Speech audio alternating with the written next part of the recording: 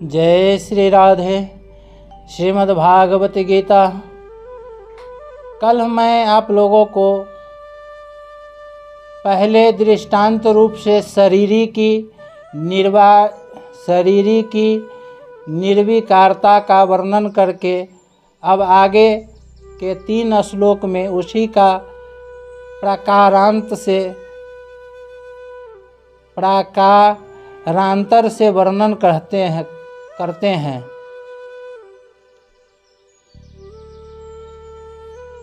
नैनं छिन्दन्ति शस्त्राणि। इस शरीर को शस्त्र नहीं काट सकते, क्योंकि ये प्राकृत शास्त्र वहाँ तक पहुँच ही नहीं सकते। जितने भी शस्त्र हैं वे सभी पृथ्वी तत्व से उत्पन्न होते हैं। यह पृथ्वी तत्व इस शरीर में किसी तरह का कोई विकार नहीं पैदा कर सकता।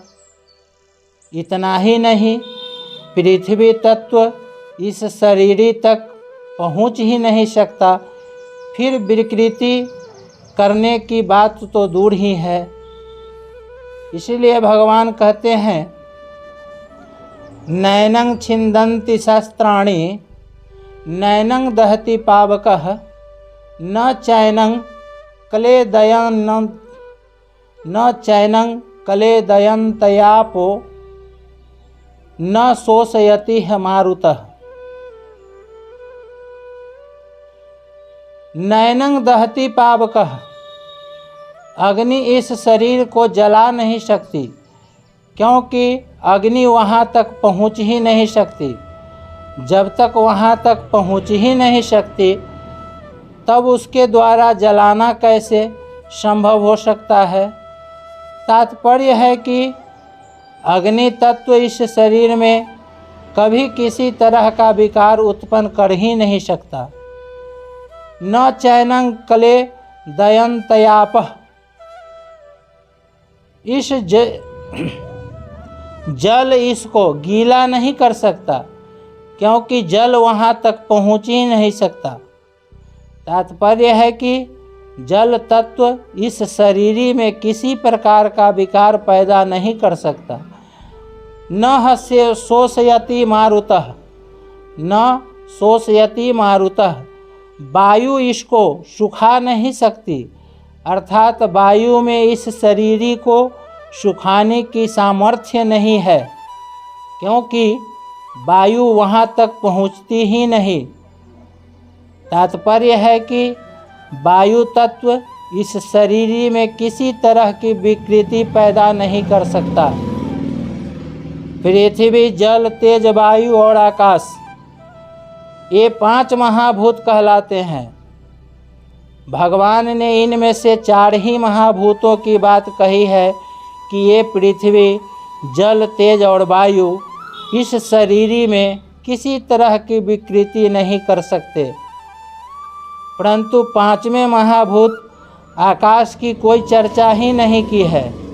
इसका कारण यह है कि आकाश में कोई भी क्रिया करने की शक्ति नहीं है। क्रिया प्रकृति करने की शक्ति तो इन 4 महाभूतों में ही है। आकाश तो इन सब को अवकाश मात्र देता है।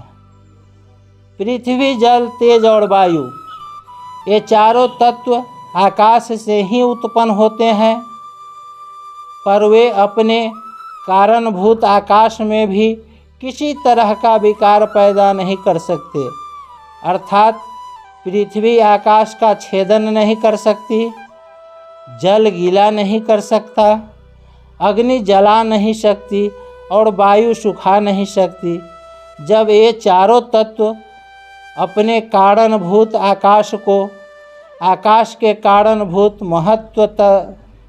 महतत्व को और महतत्व के कारणभूत प्रकृति को भी कोई क्षति नहीं पहुंचा सकते, तब प्रकृति से सर्वथा अतीत शरीर तक के पहुँच ही कैसे सकते हैं। इन गुण युक्त पदार्थों की उस निर्गुण तत्व में पहुँच ही कैसे हो सकती है नहीं हो सकती। गीता 13वें अध्याय का 31वां श्लोक। शरीरी नित्य तत्व है। पृथ्वी आदि चारों तत्वों को इसी से सत्ता स्फूर्ति मिलती है। अतः इसी से इन तत्वों को सत्ता स्फूर्ति मिलती है। उसको ये कैसे विकृत कर सकते हैं? यह शरीरी सर्वव्यापक है और पृथ्वी आदि चारों तत्व व्याप्य है, अर्थात शरीरी के अंतर्गत है। अतः व्याप्य वस्तु व्यापक को कैसे नुकसान पहुंचा सकती है? उसको नुकसान पहुंचाना संभव ही नहीं है। यहाँ युद्ध का प्रसंग है। ये सब संबंधी मर जाएंगे। इस बात को लेकर अर्जुन शोक कर रहे हैं। अतः भगवान कहते हैं कि ये कैसे मर जाएंगे? क्योंकि वहाँ तक अस्त्र शस्त्रों की क्रिया पहुँचती ही नहीं, अर्थात शस्त्र के द्वारा शरीर कट जाने पर भी शरीर ही नहीं कटता। अग्न्यास्त्र के द्वारा शरीर जल जाने पर भी शरीर ही नहीं जलता। वरुणास्त्र के द्वारा शरीर जल जाने पर भी शरीर ही नहीं गलता। वरुणास्त्र के द्वारा शरीर गल जाने पर भी शरीर ही नहीं गलता। और वायव्यास्त्र के द्वारा शरीर सूख जाने पर भी शरीर ही नहीं सूखता। तात्पर्य है कि अस्त्र शस्त्रों के द्वारा शरीर मर जाने पर भी शरीर ही नहीं मरता। प्रत्युत ज्यों का त्यों निर्विकार रहता है। अतः इसको लेकर शोक करना तेरी बिल्कुल ही बेसमझी है। परिशिष्ट भाव में भगवान कहते हैं कि शरीर है तो परिवर्तन शरीर में होता है शरीरी में नहीं होता। जैसे काठ है तो विकृति काठ में आती है में नहीं आती। काठ काटता है, काठ कटता है नहीं कटता। काठ जलता है नहीं जलता। काठ गीला होता है गीला नहीं होता।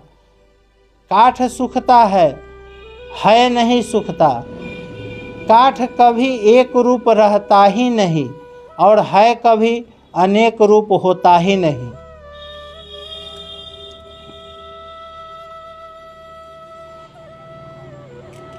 इसलिए भगवान कहते हैं अचछेदो यमदाहयो यमकलेधो सोऽस्य एव च नित्यः सर्वगतः सथानुरः चलोऽयं सनातनः। अर्थात शस्त्र आदि इस शरीर में विकार क्यों नहीं करते? यह बात इस श्लोक में कहते हैं। अच्छेदोयम, शस्त्र इस शरीर को छेदन नहीं कर सकते।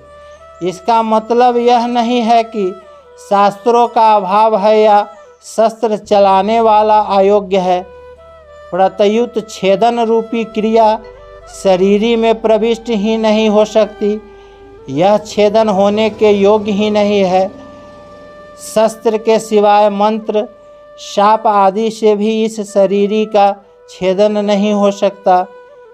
जैसे याज्ञवल्क्य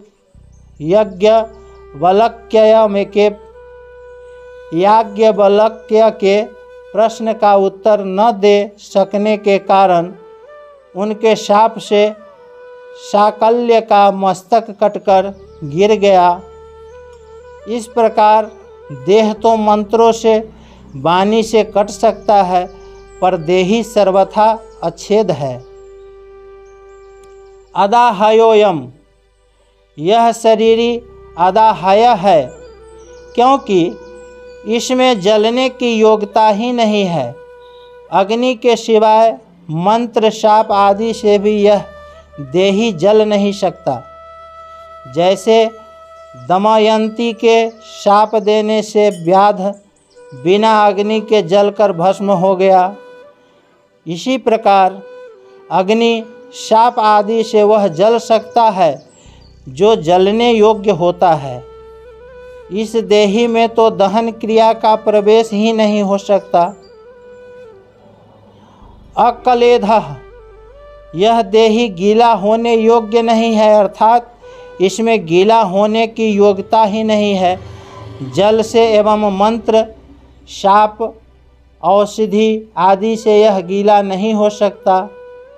जैसे सुनने में आता है कि माला कोश राग के गाए जाने से पत्थर भी गीला हो जाता है। चंद्रमा को देखने से चंद्रकांत मणि गीला हो जाती है, परंतु यह देही राग रागनी आदि से गीली होने वाली वस्तु नहीं है। अशोषयः, यह देही अशोषय है, वायु से इसका शोषण हो जाए। यह ऐसी वस्तु नहीं है, क्योंकि इसमें शोषण क्रिया का प्रवेश ही नहीं होता। वायु से तथा मंत्र शाप औषधि आदि से यह देही सुख नहीं सकता। जैसे अगस्त्य ऋषि समुद्र का शोषण कर गए, ऐसे इस देही का कोई अपनी शक्ति से शोषण नहीं कर सकता। एवच, अर्जुन नाश की संभावना को लेकर शोक कर रहे थे, इसलिए शरीरी को अचच्छेद, आदाहय, अकलेध और अशोष्य कहकर भगवान एवच पदों से विशेष जोड़ देकर कहते हैं कि यह शरीरी तो ऐसा ही है, इसमें किसी भी क्रिया का प्रवेश नहीं होता, अतः यह शरीरी शोक करने योग्य है ही नहीं। नित्यः, यह देही नित्य निरंतर रहने वाला है। यह किसी काल में नहीं था और किसी काल में नहीं रहेगा, ऐसी बात नहीं है, किंतु यह सब काल में नित्य निरंतर ज्यों का त्यों रहने वाला है।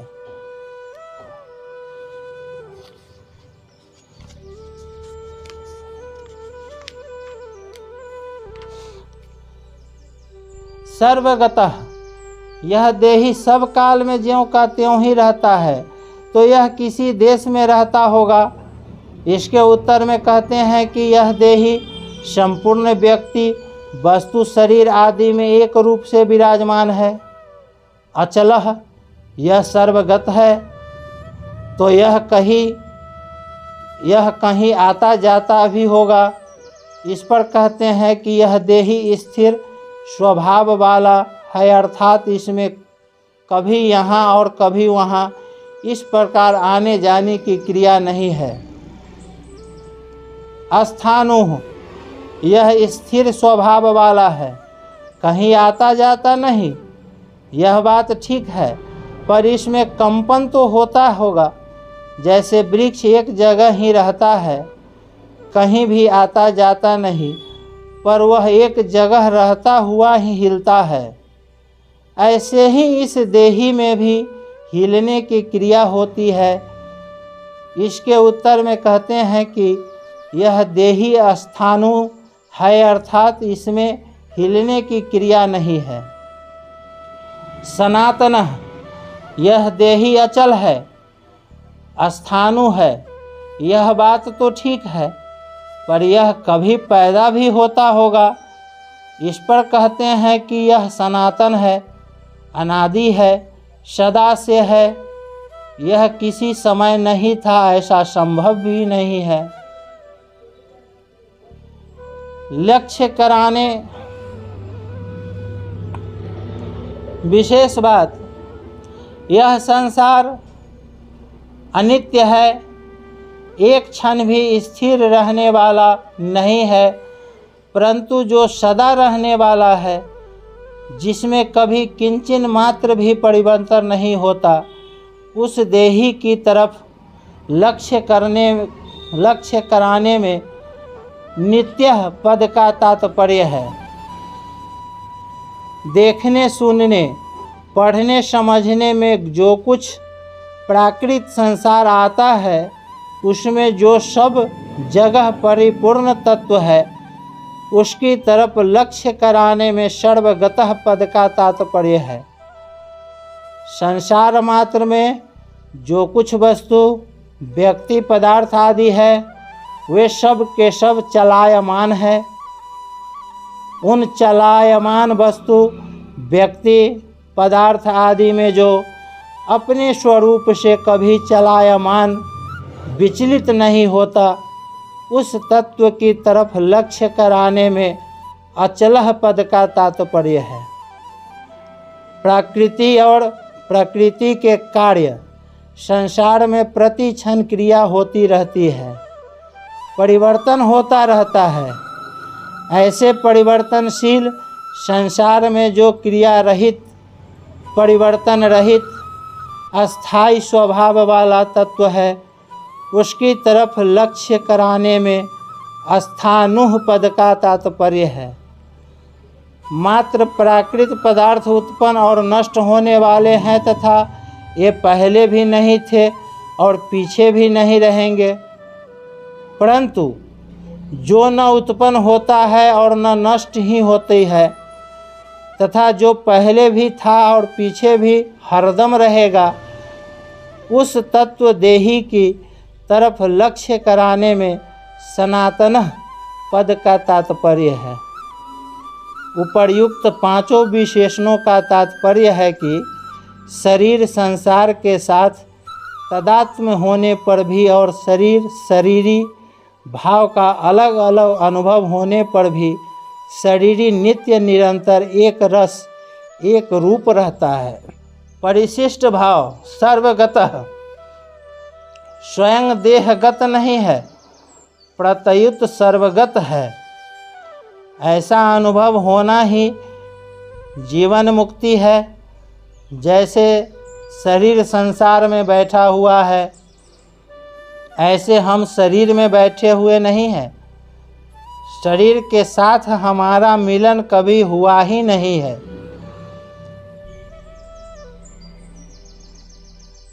है ही नहीं, होगा ही नहीं, हो सकता ही नहीं। शरीर हमारे से बहुत दूर है, परंतु कामना, ममता, तादात्म्य के कारण हमें शरीर के साथ एकता प्रतीत होती है। वास्तव में शरीरी को शरीर की ज़रूरत ही नहीं है। शरीर के बिना भी शरीरी मौज से रहता है।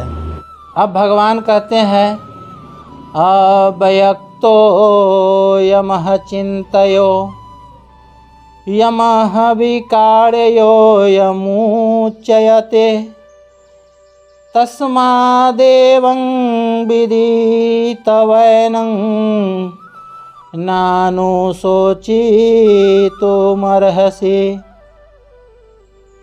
अव्यक्तोयम, जैसे शरीर संसार स्थूल से देखने में आता है, वैसे ही यह शरीरी स्थूल रूप से, जैसे शरीर संसार स्थूल रूप से देखने में आता है, वैसे ही यह शरीरी स्थूल रूप से देखने में आने वाला नहीं है, क्योंकि यह स्थूल सृष्टि से रहित है।